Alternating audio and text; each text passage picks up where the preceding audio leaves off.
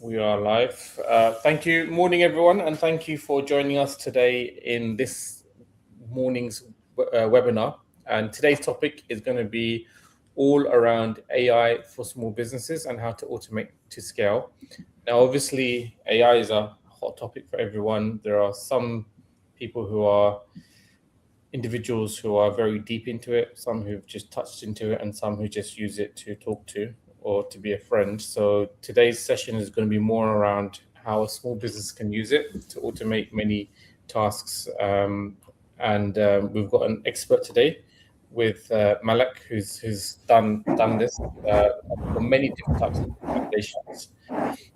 We will take Q&A at the end. Malek will obviously provide the information about AI, the journey it's taken so far, and some practical examples as well. But we will take Q&A at the end. My name is 𝗪𝗲𝗄. I am the co-founder of 𝗪𝗲𝗄 and the founder of 𝗪𝗲𝗄𝗏 Partners. 𝗪𝗲𝗄 is a tax technology company. We've just recently been awarded ASP by the Ministry of Finance, so now we can facilitate e-invoicing for businesses in the UAE. Very pleased to be joined with Malek. Malek I've known for quite some time now, a good number of years, but Malek is an OG of Dubai. He's been here he's in the US at the moment, but he's been in Dubai for a very, very long time. And he's actually working on quite a few AI projects for governments, UAE governments at the moment. So he's got very deep knowledge of, helping automate complicated processes using AI. So for small businesses, Malek, this is obviously a walk in the park for you. Anything I missed? Anything else you want to talk about? Thank you, 𝗪𝗲𝗄𝗏. You covered all the important pieces.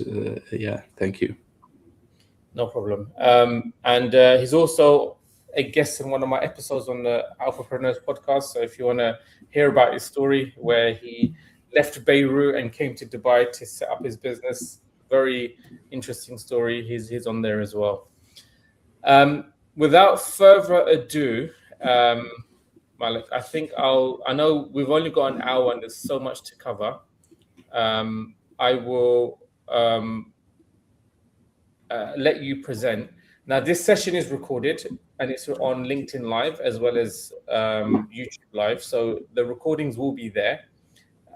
So feel free to, if you missed some of the episode, you can always go back to LinkedIn or to YouTube, and you can find the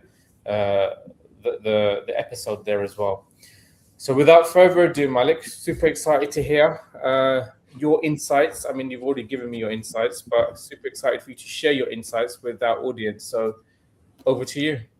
Thank you, 𝗪𝗲𝗄𝗏. Guys, I'll try to be direct to the point. I'll try to cover as much as I can within 35 to 40 minutes, and then allowing like 20 minutes of the remaining hour to Q&A.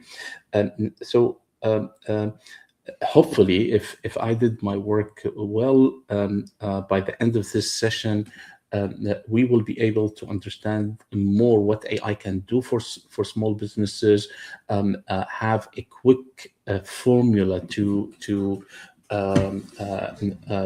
decide what we can automate first and what practical use cases that is linked directly to your ROI as a business, and identify quick wins and be able to choose the tools, which is very confusing for a lot of people out there, and leave you with clarity toward how you can implement this in your business.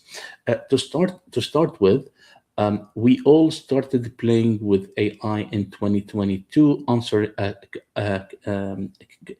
sending questions to AI and receiving some intelligence answers. All of us started with silly questions and playing it as a fun thing. And it was only until 2023 which all of us started taking AI more seriously, in which AI started to give us smarter work, complete pieces of work, like write me an NDA, draft me a letter, read this financial report, and give me the top highlights, etc. In 2024, we started seeing custom tools being built on top of generative AI, allowing AI to support our work, support our teams, and produce more meaningful outputs, which directly affect our ROI. In 2025, things became much more serious, where AI started suddenly to be connected to the tools we use every day. It started to be connected to our CRM, to our accounting system, to our ERP, to our vendor management system, to our email, to our calendar, etc., etc. And we started seeing, okay, we can do more serious stuff. We can do workflows. We can assign a series of tasks and ask the AI to do it. In 2026, AI has matured enough to be given a full role in your organization, to make it responsible for a complete workflow. And the good news is that non-technical people can do a lot. Last week in one of the incubator here in California, I was listening to a pitch, and the guy stepped into the podium and introduced himself. And on the screen, he said, "This is me, Stephen, and this is my AI agent co-founder." So we started seeing complete startup, complete small businesses, which is run by 1 or 2 or 3 people, and the rest of the organization are AI agents doing the rest of the work. And you don't need to be technical to build a lot of these. And I'll cover that. So what made AI ready to be taking a role in your organization? First, we are getting much better models, better in reasoning, better in writing, in coding, etc., etc., better in following multi-step instruction. We are getting better ability to read larger context window, take multiple files, read prior conversation, tap into our project knowledge, share workplaces, etc., which allow our AI to read larger amount of information and understand your business in a better way. Also, AI now is connected to tools. The earliest one was web search, but not only there, code execution. You can build your app and execute it on the AI window, generating all type of files, having connectors, etc., and the ability to build a workflow automation from your normal chat. Thus, this brought an AI which is more autonomous and ready to execute on your workflow. So today, AI can do a lot of things. Although it started as an individual productivity tool, but it's gradually more and more covering teamwork and slowly taking over the enterprise. Okay, so before we continue, let me just pause with a basic definition. Probably most of you know that, but just to make sure we are talking the same language. What is the difference between generative AI and agentic AI? Generative AI is a reactive type of interaction with AI. You ask AI a question, you give it a task, and AI will be responding, producing that type of task. Say, for example, check my GitHub repository and tell me if my code has any bugs. This is generative AI. Take these 6 scanned invoices, put them into a data table. This is generative AI. Okay, anything which is limited in tasks and based on instructions you are giving the AI to, this is generative. Agentic is when you give AI a role to do or a goal to achieve, but the AI will take the freedom to chart their path, to choose their tool, and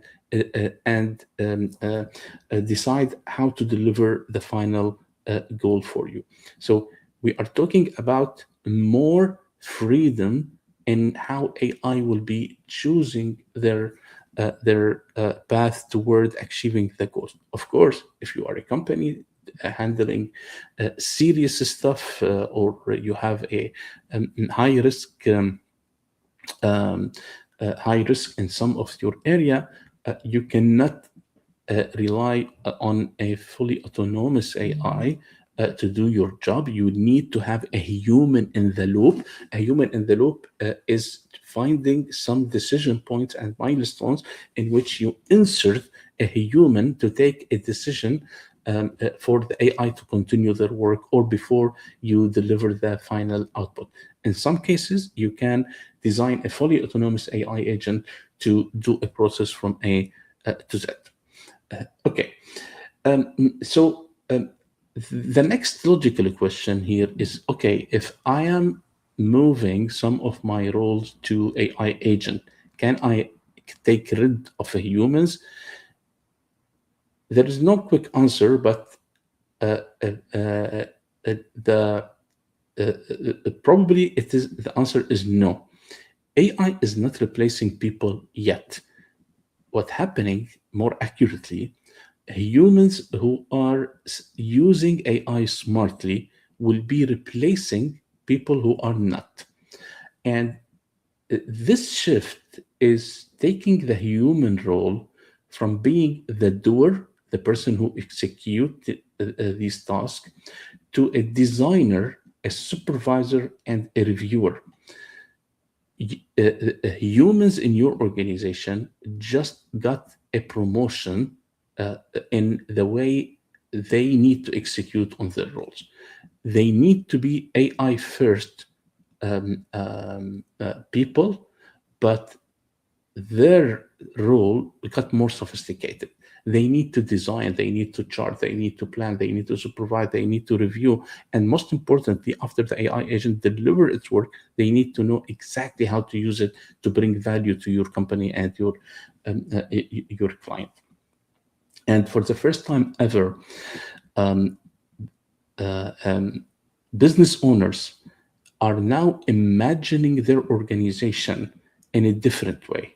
They are not drawing this organization chart in which boxes are around people and roles are around their people, and they are not designing the job roles and the SOPs and your processes only based on people.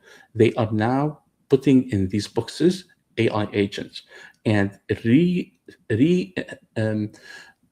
discovering how to write these processes, how to write these policies, how to write these guides also to fit AI agent. This is a new uncharted territory. If you go to my LinkedIn, you will see that I published a full article about it a couple of days ago. If you like to get more into it, please read the article. It's only 10-15 minutes read. Okay, so this takes us to the next thing. Now, understanding why we now can use AI to take a role. What is the difference between generative AI and agentic AI, and how we can reorganize the organization. The next question is, okay, if I have a company running with a lot of processes, a lot of roles, what repetitive tasks can be automated first? So we can talk about this till evening, and each company will have a different business model, different value chain, and it means different things. But there are things which are easier to throw to AI and get analysis and good results than others. For example, anything related to customer interaction. I can argue that 80 to 90% of what the customer is asking, what the customer is following up on, what the customer is, the support tickets which are opened, etc., can be resolved by AI.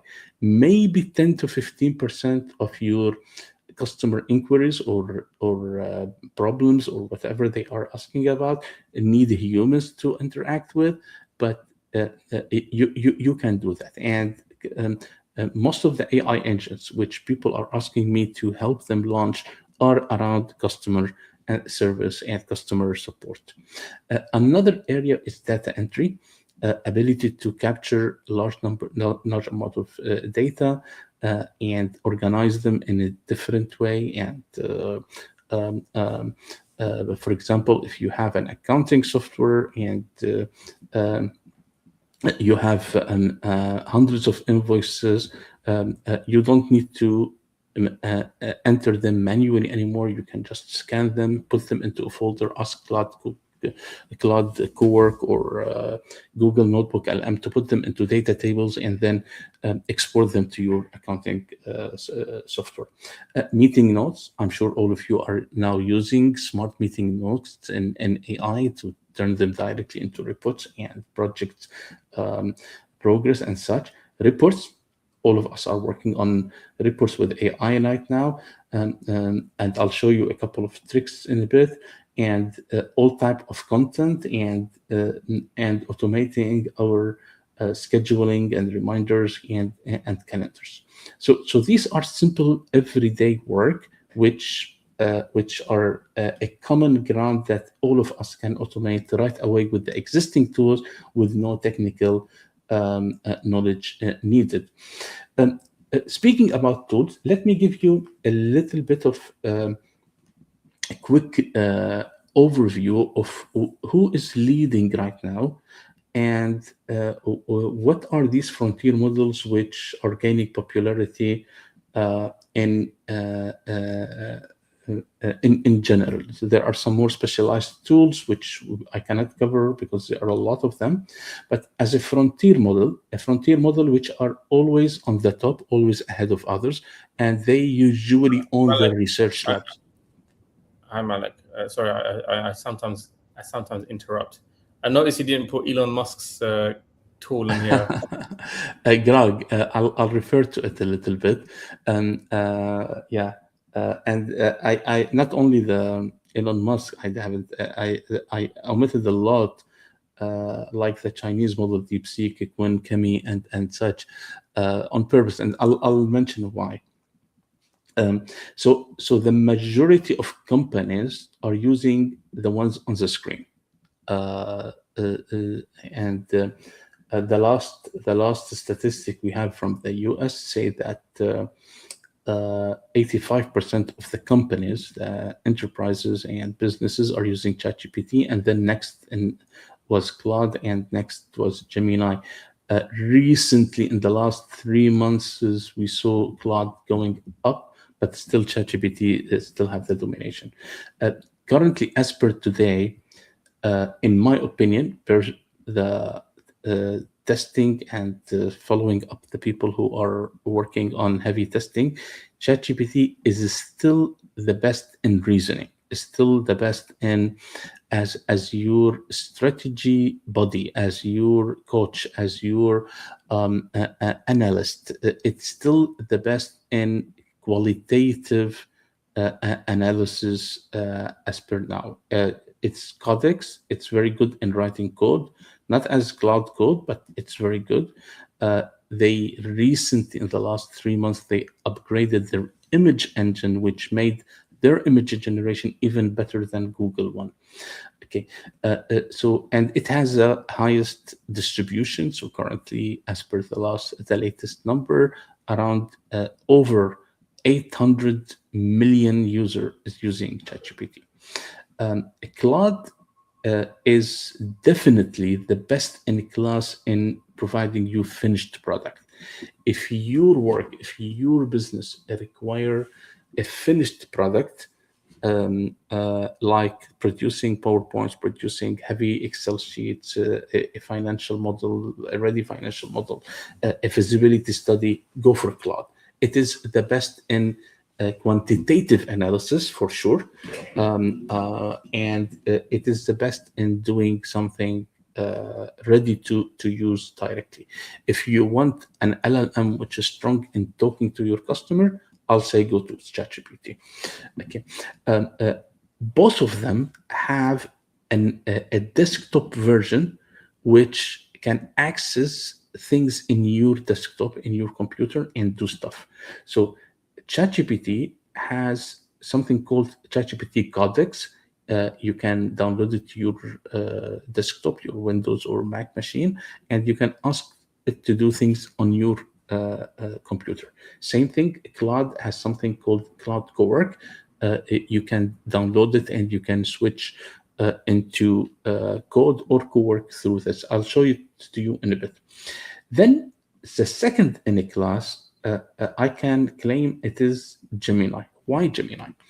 Gemini is not the best reasoning model. It's not as smart as ChatGPT, and it cannot do good finished work like Claude. But because of the enormous cloud infrastructure and computing infrastructure of Google, and the huge amount of tools which already Google have distributed, like its Gmail, its Workplace, its Google Calendar, Google Meet, Google Chat, Google Docs, etc., Google become more important, especially because they have connected it organically to YouTube and to Google Search, which make it a superpower in search and retrieving information. And they are building ecosystem around it. You can automate your workflow if you are a Google company much easier than if you are on any other tool, and you can do a lot of stuff. Then the last in this category is Microsoft Copilot. Microsoft don't have an AI of their own. They are using other AI like ChatGPT and Claude, but because of the immense distribution of Microsoft, everyone is using 365. A lot of companies are choosing to go with Microsoft Copilot for a simple reason. They say our data is already with Microsoft. We already are on 365, so I don't want to expose my data to another provider. It's already on Microsoft. Let me use their AI. And this is what you're seeing.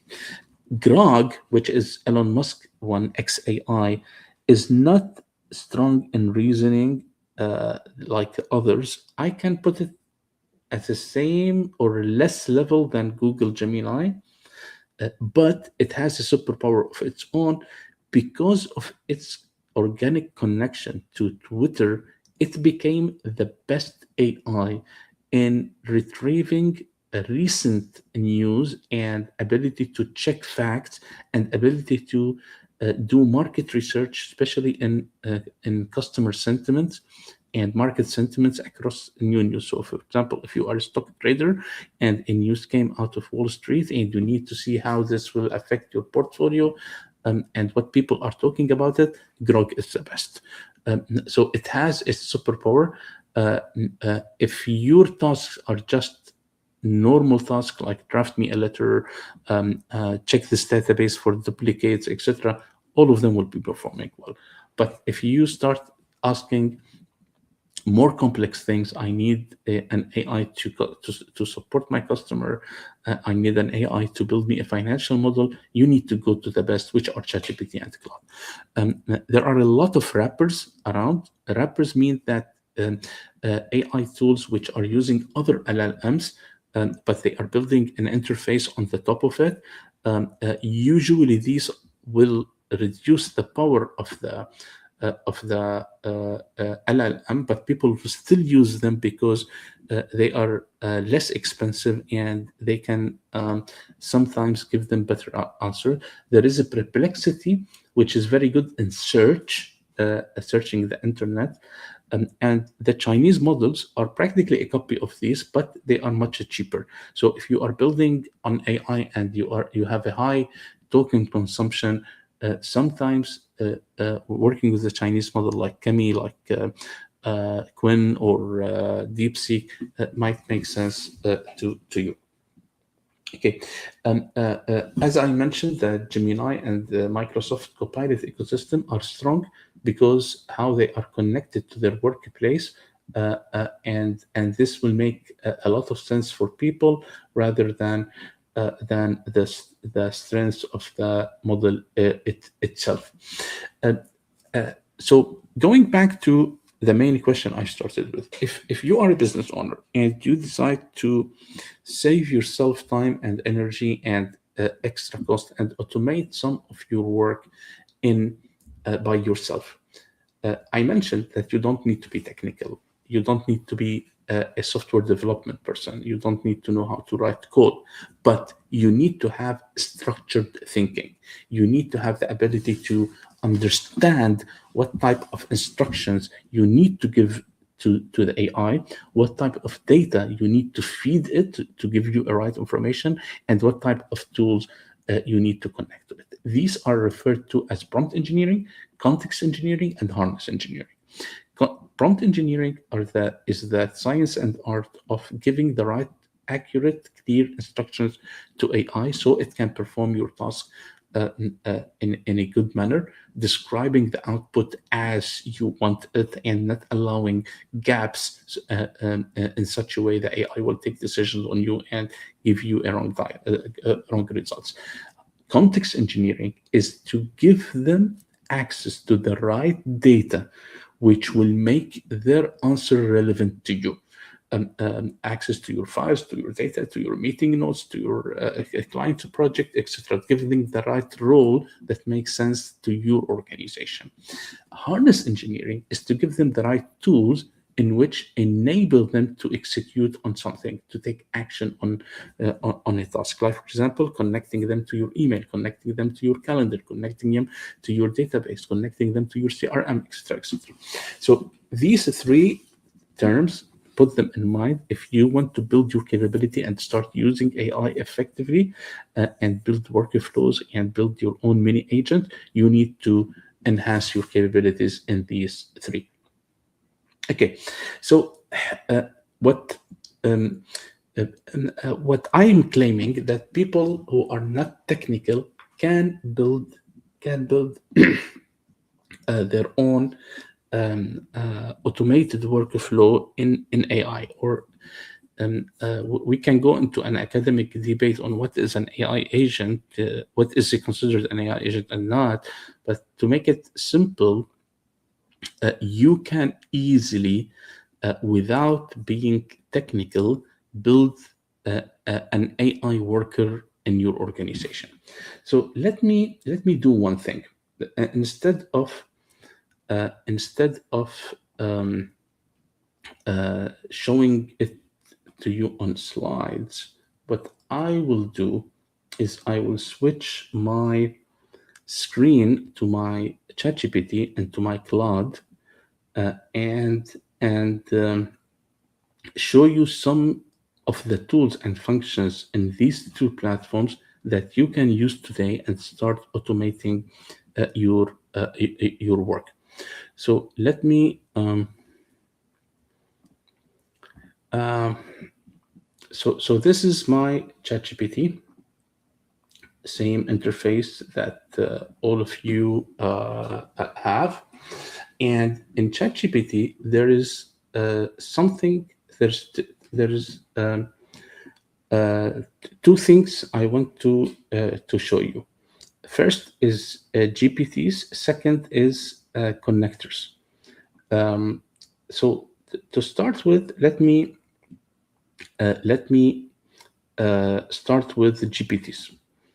So GPTs are custom GPTs in which you bake some pre-designed instructions and provide the GPT with specific knowledge base in such a way that this GPT will take a role and follow instructions which you are giving it specifically to act in a specific way, and consult the specific sources of knowledge in which you designed it to do.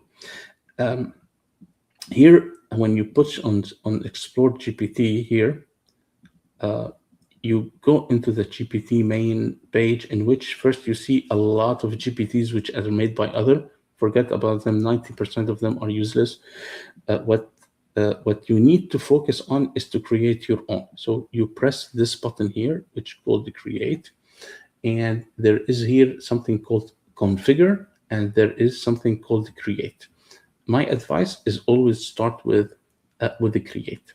When you start creating, you just describe what this GPT is about in a human language. So, for example, in my work, I'll need the role of a reviewer, a person who I give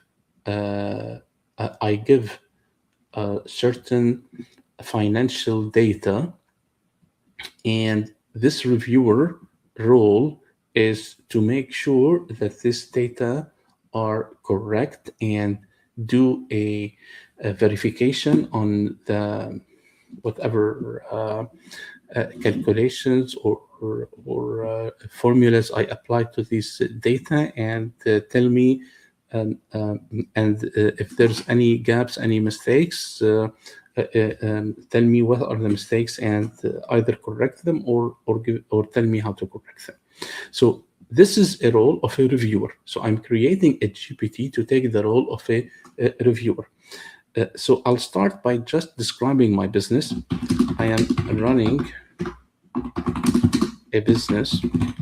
Of course, I'm now doing it in a very simplistic manner. If you want to perfect your GPT, you need to be more sophisticated than that, but just for you to get the idea. I'm running a business that requires a reviewer to check on some financial data or financial calculations.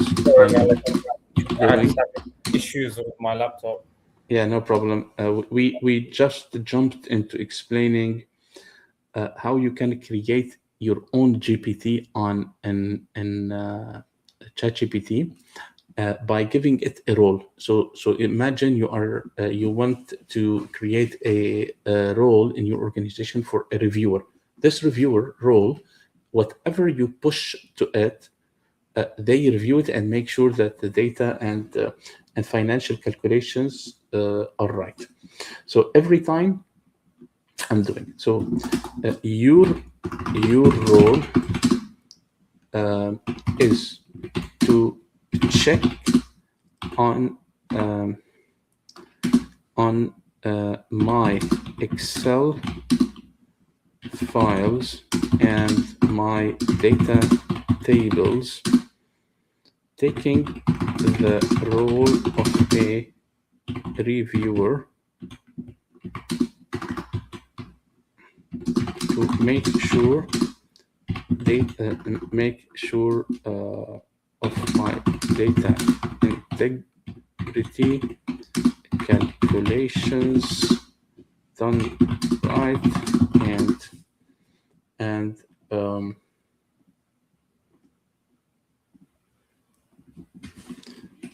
double check all results and outputs. Okay, again, it's a very lousy prompt. I'm just doing it for the sake of showing to you how we can produce a GPT. So assuming that I did some real effort and brainstorming on what is the role and put it here, then if there's a knowledge base, like a policy, like a guideline, like SOP, like some legal document I need them to abide, I just add them here. Because I am, or go from another chat I have been working with and connect it to other chats. So I can either add files or photos from my laptop or connect it to my drive or such to produce the knowledge base needed of this ChatGPT to consult with. After I can go into, after I put this, I just push prompt, and the ChatGPT will be creating this custom GPT for me. They will make sense out of the prompt I mentioned and design this. So they set up GPT as a financial data and Excel reviewer, and he suggested financial integrity reviewer. Does this name work for you? Yes. And he will keep asking you questions to perfect it. And he suggested some conversation starters if you want to kickstart your conversation with them. In the configure, you can come here and you can do more detailed fine tuning if you know what you are doing. If everything is fine, you just put create. When you put the create, they will give you 3 options. It might be a GPT that only you can use, or anyone with the link, like for example, sharing it with your team so they can use the same GPT. So your role now is the designer of an agent in such a way that control how your people are working with AI. So instead of each one is prompting, you design the agent which reflect a certain role, a certain process, and then push it to your team saying, hey guys, don't prompt the AI on your own every time you are revising data, only use this GPT. Or you can make it public and make it open for anyone who want to use it. Once you are done, you put save, and it is published. So, for example, I'll just copy here and put it into your chat. If you clicked on it, you will be able to go directly into this and start testing it by giving it an Excel sheet, and he will do whatever needed to revise it. Make sense? So you guys, this is the first tip. You can build your own AI worker in a very simple manner just by producing your own ChatGPT. If you are a Claude user, the equivalent of this in Claude, it's called Artifact. If you are a Gemini user, the equivalent of this in Gemini is GEMS. Okay. So this is the first tip. The second tip I want to give you in ChatGPT is how to connect it to other tools. So in ChatGPT, you can, of course, create image. You can do deep search, web search, and you can create tasks. Like, for example, every Monday morning, connect to my GitHub and do a quick scan of what is the progress on my code building in the last week, for example. If you are connected to monday.com, it's a project management. Go to Monday every Tuesday evening. Go to my monday.com, check the update on my priority projects, and send me a report on that, etc. But how I can connect these tools to AI? I can go to setting, go to inside setting, go to apps. And in these apps, I press add more. Here, I will see a long list of apps which are natively, or not natively, they are already connected to ChatGPT. So for example, if you are using Airtable database, it's connected. You just need to authorize it, and ChatGPT can read directly to your Airtable database. You can store your database into Airtable and ask ChatGPT to interact with it, and analyze it, and make reports on it.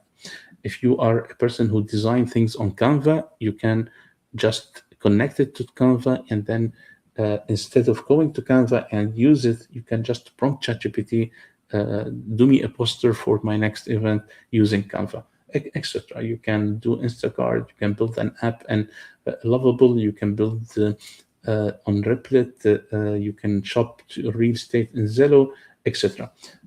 Next category is lifestyle. It's a longer lifestyle apps. You can connect it to your ChatGPT and ask ChatGPT to do stuff there. But as a business, the most important category is productivity, because here you can start connecting ChatGPT into your GitHub to access your repository, check the code, produce documentation, produce release notes, produce a lot of things. It can connect to your Gmail, to your Google Calendar, to your Google Google Drive, to your Outlook, to your SharePoint, and you can start building workflows. So, for example, you can tell ChatGPT, every morning, check my Google Calendar for my meetings day and give me a brief on my coming meeting and what should I prepare in a checklist. So you can start building this workflow using ChatGPT connection to these things. You can go more complicated, like for example, if you are using Asana for project management, or for example, you are using Calendly for arranging your meetings, or you have your files stored in Box or in Dropbox or Ignite, etc. You can give it access to them and you can do things there. Also, it's connected to several marketing platforms like MailChimp, for example. It is connected to your HubSpot, your CRM. You can ask ChatGPT to do a lot of things with your CRM, analyze your customer activity, produce a list of customers which you need to upsell for specific things, or check the customers which has not yet signed and send them an email, for example. So you can, it's connected to QuickBooks, so you can do your accounting through ChatGPT. It's connected to a lot of other serious platforms which a lot of companies are using.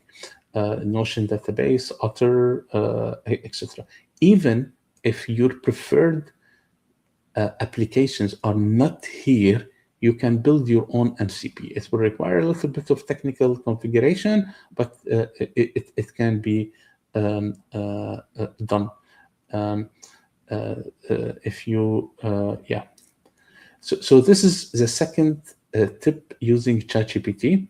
It will allow you to automate a lot of things and use a lot of tools through your AI. Okay, I'll explain two things with Claude and then open the door for a question. So moving to Claude, I'm sure a lot of you are using Claude right now. So this is my typical Claude you are using. You can see here on your left-hand side, chats, project artifacts, and customize. Projects exactly the same as the project functions in ChatGPT, and it is it's a secret weapon. If you know how to use it, you will save yourself a lot. Why? When you open a project, new project here, you can give AI specific instructions every time you open a chat within this project. They follow these instructions, and you can upload a lot of knowledge base related to this project. So, for example, if you have a client project, or you are building a new website, or you are building a new app, or you are launching a new product, you can put all the documents related to this project inside this project, saving the time to explain to AI everything about it again. So the AI will know that these instructions and the files you uploaded in this project are common to all the chats you will be asking them. So it will not be starting from zero, as if you are going into a project team meeting and start talking. Oh, people know what you are talking about, because all of them coming for this project meeting and know about the project. If you organized your work with the projects, you will be able to do a lot of things with AI more accurately. So this is the first secret weapon of a cloud. The second thing is artifacts. Artifacts you can build your own apps and automate your own workflows using just human language. So here, an artifact similar to what I showed you in GPT, you can ask it to do things for you. You can ask them to do apps or websites, documents and templates, games, productivity tools, creative project, etc. And the beauty about artifacts, once you do it, you can share it with your team, similar to what I showed you in GPT. So you can use it to automate some simple stuff and create a role within your organization and build artifacts as many as you want and share it with your team. The third thing I want to end with and open the door for question is customize. Customize, you have three things in cloud which not many people know. First is skills. Skills, every one of us as a professional, they have their method. They have the sum of their expertise, style, character, the way they do things. One thing cloud allow you to do is to translate your method of how to do things into a skill. Once you invoke this skill in any chat, a cloud will follow your style. And the beauty of it, so for example, this is a skill which is how to write a proposal. So based on years and years as a consultant, I developed my way to do proposals. I fed this to the AI, and now every time I invoke it, it will follow it. You can create your own skill, and the beauty is there is something called here create with Claude. He will help you step by step, asking you the right questions, and so you can draft your skill. So and after you do it, you can share it with your team. So instead of training everyone on how to write a proposal, you can do it once with your Claude and then share it with your team just to follow it. The second thing is connectors, similar to ChatGPT. Claude can be connected to a lot of connectors, which are other tools and software. So you can ask Claude to do things on them, similar to what I showed you with ChatGPT. Last secret weapon of Claude is the plugins. Plugins are being developed you think of them as merge between skills and connector. They are taking preset skills and way of doing things, adding it to a tool and giving it to you as a package. And this will help you do a lot of stuff with AI and automate some roles. Like, for example, this is a plugin called Desktop Commander, will give command for your command for the AI to you on your desktop, so it can start using your computer on your behalf. You can, for example, plug in Adobe for creativity, and it can start doing stuff as if you hired a person just as an Adobe designer. And the fun things which they are expanding here is things like brand voice. So a plugin which allows Cloud to capture your company brand voice, and every time you invoke it, you and your team can speak exactly in the way your company needs, as if you hired a full-time Marcom guy who revises all your team input for brand voice. You can put your whole human resource here. If you invoke this plugin, you will be able to turn cloud into your human resource department. So I'll stop here. There's a lot more to share, but I want to give you enough time for questions. Hopefully, there are still some time. Yeah, I was planning for more, but No. I think it's excellent presentation, especially for those who are, even if you've used AI before, it's constantly changing, right? If you've been adept with, if you've been adept with OpenAI and ChatGPT, and you kind of use Google Gemini, and then you're going into Claude, there's so many new things happening all the time that you need to know. So I think obviously more sessions would be great with you, just so everyone can kind of really see the power of AI. We've got a few questions.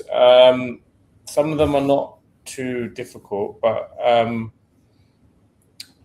one question is from Tosif, our friend.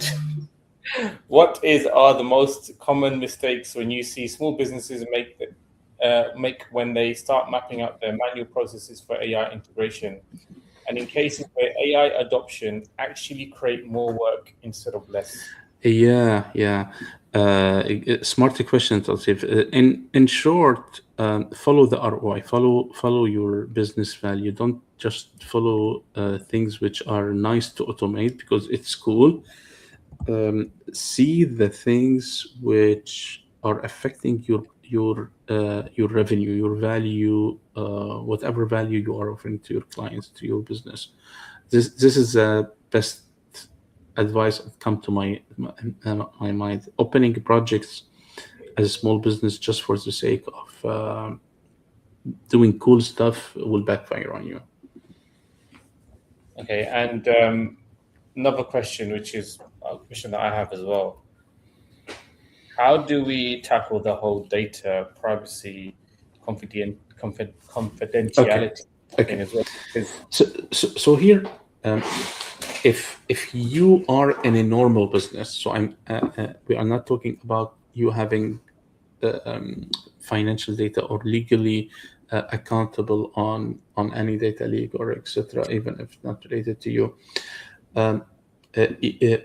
Upgrading your subscription to the business tier in the cloud or ChatGPT or Gemini will give you an extra layer of data protection. So I advise all of you to go there. If you have more sensitive data, and the logical option is to go to Google Gemini or to Microsoft 365 based on what ecosystem you are in. So if you are of your emails and calendars and Drive already on Microsoft, go and you have sensitive data, go with Copilot. If you don't want to take risks, go to Copilot because already Microsoft has your data, so nothing is exposed. If you are a Google Workplace, just go with Gemini.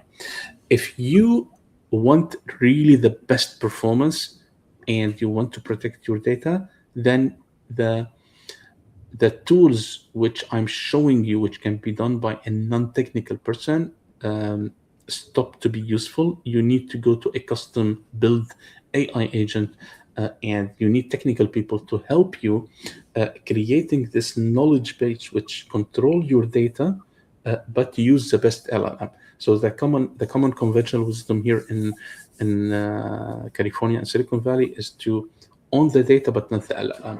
Use the top LLM available for everyone, the top frontier model, but own your data by securing it in your own knowledge base and interface. But you need to build it. It will cost you some money, not a huge amount of money, but this is the only way to protect it if your data are really, really serious. Okay, no, that's useful to know. And what's your view on the likes of Asana and ClickUp and all these little apps that were originally for productivity? I think nowadays they're gonna, with AI, and you can build your own kind of in-house productivity. Let me tell you something here. Since 2 years ago, all VCs and investors of Silicon Valley stopped investing in any SaaS platform. if you are not an agentic AI, if you are not an AI native startup, no one is willing to put money. The word here is all SaaS will die in a couple of years, and you will not need all of these tools. You will have your AI that can build the application you need on the spot and perform the tasks without. So, for example, QuickBooks. Why we need Xero or QuickBooks? Because we organize the accounting and we are able to produce the reports. But what if the AI can read your raw data directly and produce the end product and reconcile with your bank? Yeah. Scary. Yeah. It will not happen overnight, but this is certainly the direction we are going for. Yeah, I think the other thing is obviously the scaremongering of the fact that AI is going to kill jobs. What's your view on that? Obviously, a lot of people say, look, it's dead, and even I think OpenAI and Anthropic are saying, we're here to make you more. Yeah. So let me tell you what we are witnessing here in US. Yes, there are layoffs in the tech sector. Many companies are saying it's because of AI, but the general feeling it's not. I know for sure in software development, AI is hitting the highest productivity. One senior developer is doing as much as 4 or 5 times his normal productivity. What is happening is that these companies are opening appetite to take more projects, not reduce their people. This is what we are seeing. The layoffs are just